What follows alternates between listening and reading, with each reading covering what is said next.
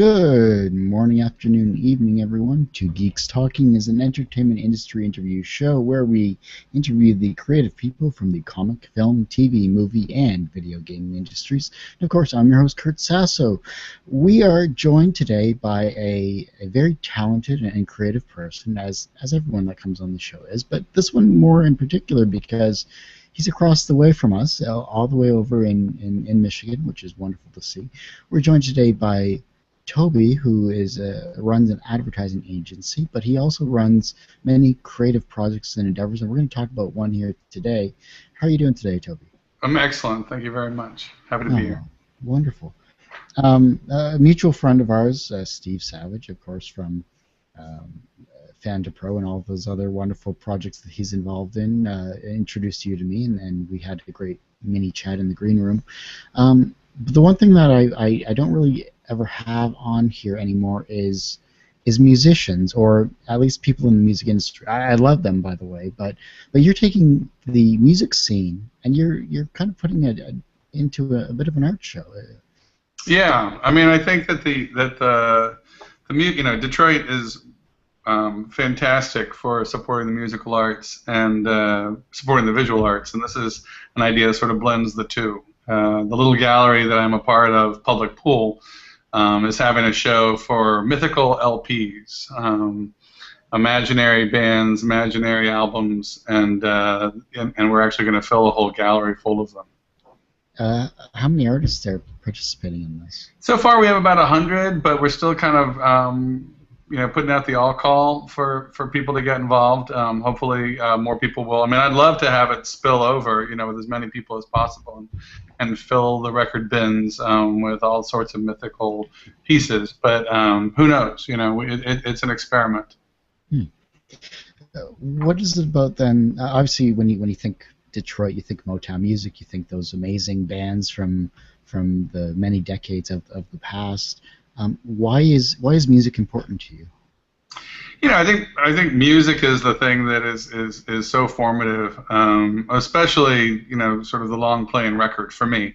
I grew up just sitting on a couch staring at a David Bowie cover or a Lou Reed cover and listening to, or a Steve Martin cover. It didn't even have to be music, but you immersed yourself in these sort of 15 to 20 minute listening periods, and then you would get up and walk across the room and turn it over and have another 20 minutes of sort of contemplative time with an artist and with the LP itself, and the whole thing was kind of a meditation.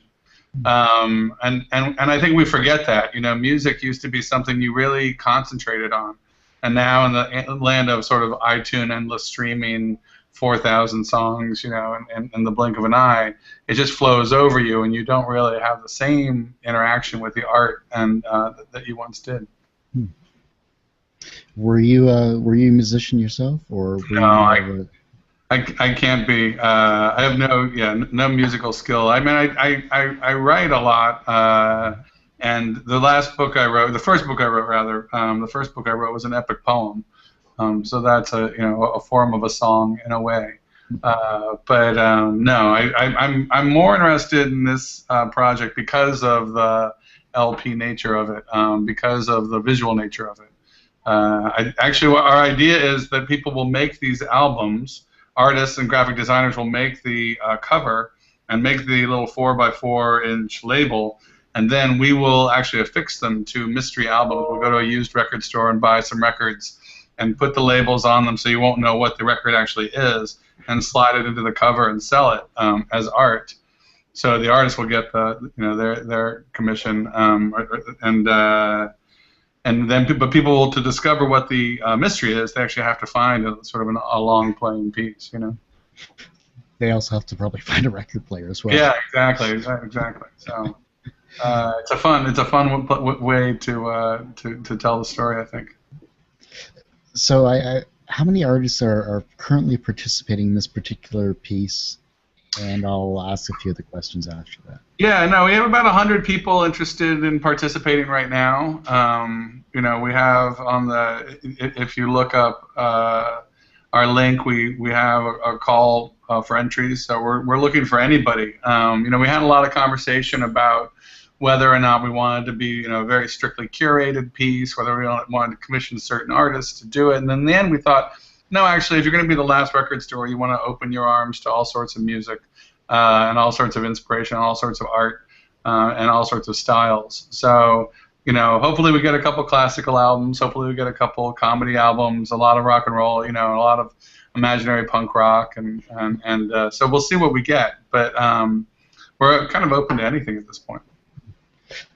This is rather interesting. It's like it's like you're really testing the boundaries, not only creatively, I should say, of the artists that are actually participating in this, but the fact that you're opening up to virtually anyone, especially in today's technology aspect, it's going to be interesting to see what comes about. Yeah, well, I think the interesting thing is we're actually asking people to make something, right? So they have to make the LP and send it to us as a constructed piece. I think in the age of Photoshop and PDFs and JPEGs, people miss actually constructing things, and this whole maker technology, maker movement that's emerged. I think marries really well to our concept. So it's a bit of a drag that people have to make it, and I think it's a little self-selective about the kind of person who's the kind of artist or graphic designer who's going to want to get involved. But I think that's the challenge that makes it fun, right? So who's actually has a strong enough vision or a strong enough dream to actually make the art? I think that's the definition of a real artist, Well, it's funny. I'm a double major in a visual arts, communication, media, and film program. Actually, currently right now at the University of Windsor. So, this is kind of like getting my wheels turning as to what is actually possible or what could be possible. Yeah, I think it's interesting watching how people react to it. I mean, everybody sort of has that imaginary band name in their head or that imaginary song. You say something, say that'd be a great country western song, or some people have epic concept albums, 3-part things that take place in outer space with unicorns. Everybody sort of dreams it, but once the wheels start turning, who has to make it? Who is like, I've got to create this, and who wants to be in the stack next to the other works of art? I think it's a really interesting way for the art to be shared.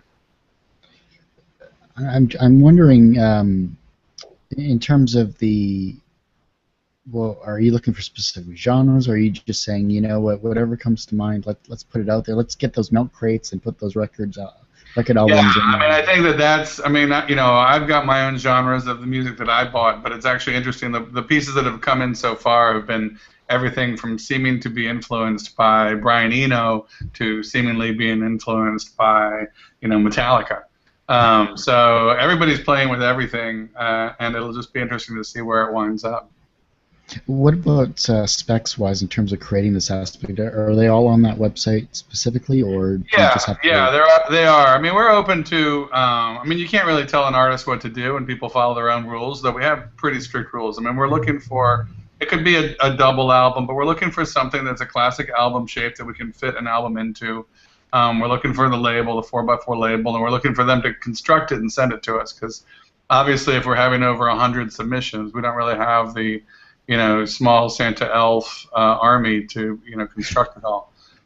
So we need the artist's help in terms of putting it together. But I think that again, that's going to come with its own satisfaction. And we're selling all these pieces and passing the proceeds on to the artist. So it's a little it's an idea that has a little bit of a market appeal. That's amazing. Is there any known artists, or are you kind of holding off till your gallery opens? Yeah, I don't know really yet. I mean, I can't really promise anything. Everybody, everyone's a hand raiser. Oh yeah, I'm going to make an album, and then you got to be chasing them down come deadline time, saying remember. So, but we are, Public Pool's been around for a few years now. We've had a lot of artists come, great artists like Scott Hawking and Mitch Cope and other people, and then so we put the word out to them. I hope some of them contribute and participate. So are you going to create your own album and be participating as well?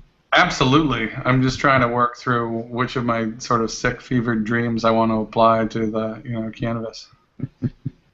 That's wonderful. When it comes to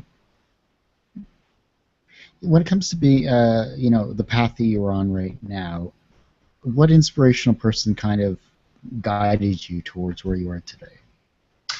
That's an interesting question. I've had a lot of influences. I mean, I think that George Plimpton was a huge influence for me. Paul Bowles was a huge influence for me. I mean, multidiscipline artists and writers have affected me. Matthew Barney's work has been really kind of a powerful impetus for me.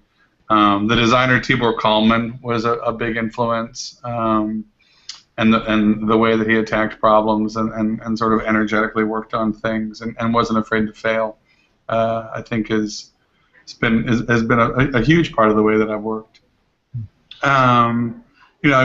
Jessica Mitford is a writer whose work I love and really dug into sort of problems with a passion that has inspired me. So there are a lot of people out there, and then there are places like the Hat Show print shop down in Nashville. Was a huge Factory Records was a huge influence. So different ways that people have approached problems and different kinds of institutions that they've built has been really helpful. What was the first album that you ever bought for yourself? It's a funny you should ask that. I recently was thinking about it. I went to the record store and I bought 2 albums. I bought Tom Petty's "Damn the Torpedoes," and I bought the Rocky Horror Picture Show soundtrack. And I think that pretty much my life just kind of diverged from there. I was always slightly schizophrenic from the kind of Southern California rock, and then just full-on tranny musicals. So you can kind of probably explain a lot about me if you kind of can figure out what that Venn diagram looks like. I try to stay away from diagrams this early in the morning, but you run a very successful advertising agency. I know I've seen your ads actually on television and in print as well too. So from a professional standpoint, you're very successful. But do you consider yourself personally successful? That's an interesting question, and a haunting one.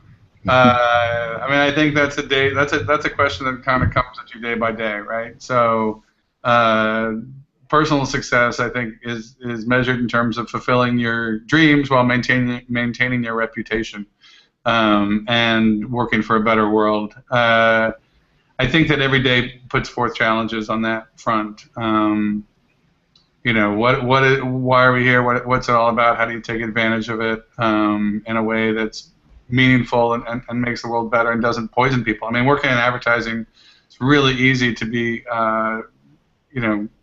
spewing toxic waste into people's living rooms, and it takes a lot of effort and a lot of strength for us to, work with our clients, understand the product, understand the stories we're telling, so that we're actually, adding to people's lives in some way.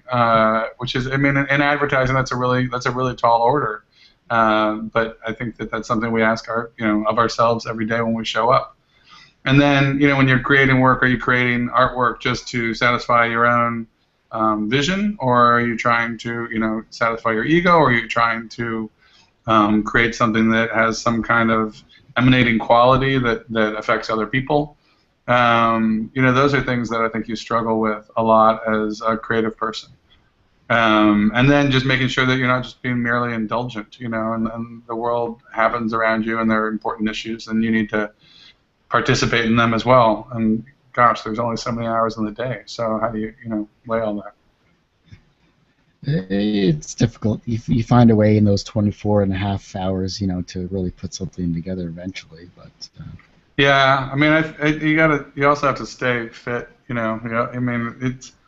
I try, I don't watch a lot of television and I don't follow a lot of sports, so that frees up time. But it's still, it gets away from me. I try not to drive long distances. I try to keep my commute short. It's got to be rather difficult being in Michigan, in Detroit, and being surrounded by as many sports teams as they have to separate yourself from that. It's true, and I live a few blocks from the Tiger Stadium.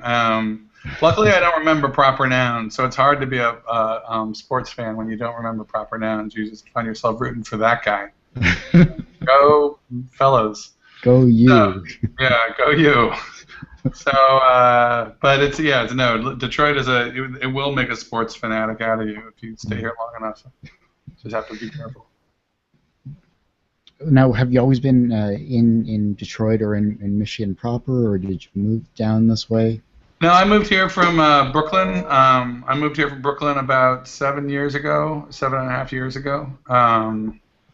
I came here sort of in the darkest hours of Detroit, and when the automotive crisis was really ballooning, and I signed on, and I've been riding it, since then. It's a very, very I love it. I mean, I love Detroit. I think it's one of the most special, interesting, inspiring places on the planet. There are very few places like it, and I've lived a lot of nice places. I lived in Santa Fe. I lived in New York. I lived in San Francisco. I find Detroit to be, just a wonderful, wonderful place. I adore it. How has not only running your own advertising agency, but moving to Detroit improved your creativity? Well, to be clear, I don't run my own agency. Oh, sorry. I work for an Yes, agency as the global creative director. But I think that moving to Detroit has definitely helped my creativity in the sense that I think that you see a lot of opportunity here. You see a lot of wide open spaces where you can do things and play. And I think it is not just a creative space; it's an entrepreneurial space. So. I've been able to write a novel here. I've been able to start a business, a boutique business here. I've been able to, start some nonprofits here. I mean, it's a space that leaves itself open for a lot of sort of rich and dynamic thinking. So I think that if you're an entrepreneur, if you're a creative, if you're a filmmaker, I think anybody can come to this town and sort of start playing. And in some way, I wonder if it's always been like that. I mean, you think about all the creative people who've come out of here, and all the dynamic things that have happened here. And I think there's something just very special about the crossroads that the city sits at, and the energy it creates. When it comes down to it, yeah, sorry, wrong phrase, wrong question. You already answered it. I've been doing this too long. Anyhow. How do you deal with your failures?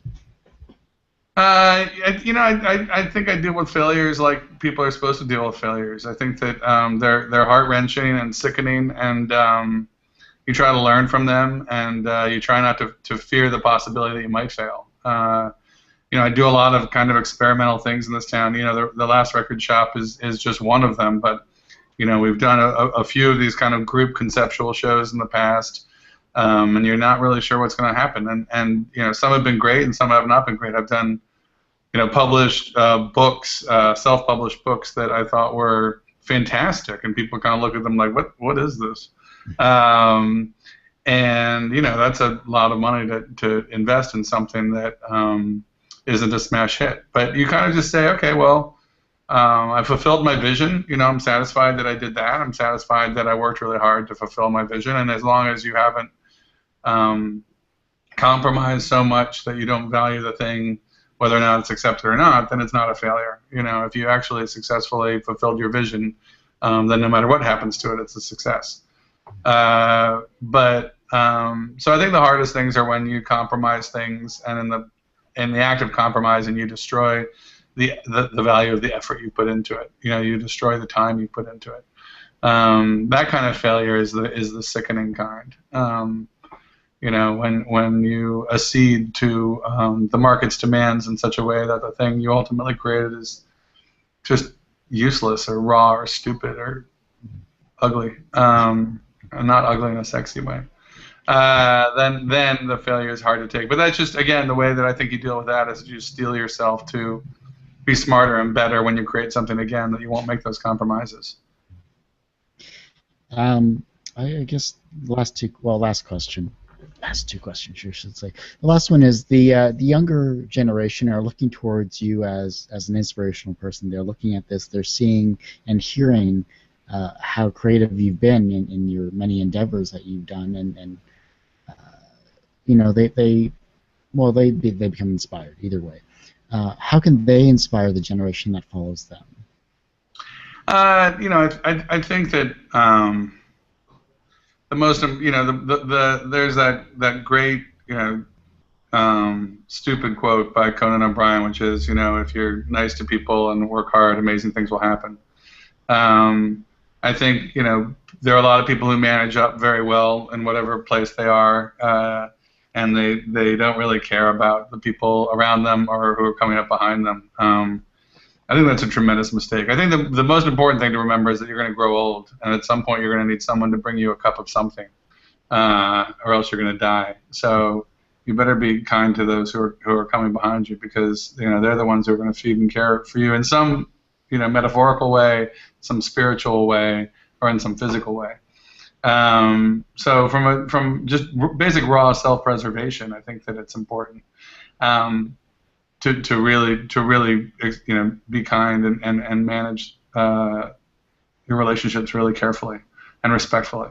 But I think the other thing to do is just if you make beautiful things, right? So if there was no Parthenon, we wouldn't think to make a Parthenon, maybe.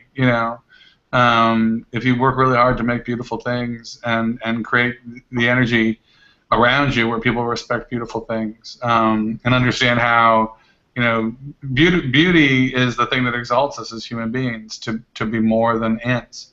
I mean, that's about it, right? So, if we don't want to be ants and bees, and because we're not ever going to be anywhere as cool as a bee if we try to compete with them at their level, they're always going to beat us. So, if we can't beat a bee by working at their level, then we have to try to be beautiful and make beautiful art and create wonderful things, or else we're in second or third place as a species. Last question then is there anything that I haven't brought up that you'd like those that are listening and watching this to know about, like any websites or anything else like along that line?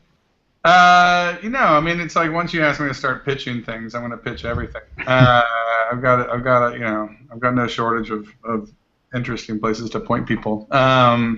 I think everyone should come and visit Detroit. I think they should, look up The Last Record Shop. If you go to Boing Boing, if you Google Boing Boing The Last Record Shop and my name, Toby Barlow, you'll find a link to our call for entries. So it'd be great if people could get involved with that. We'd love for graphic designers and artists and just generally interested people to make some LPs and send them in to us, and we're going to have a really good show. And then everyone should come to Hamtramck in September and rock out with us. Nice. That'd be awesome. Wonderful. Well, I hate to say this, Toby, but a half hour flies by when it comes to these types of shows, so it's pretty amazing. All right. Well, thanks for having me on, and look forward to talking more in the future. Oh, not a problem. And, thanks everyone for listening and watching, and tune in next interview with another great and talented and creative person from Two Geeks Talking, and have a great day, everyone.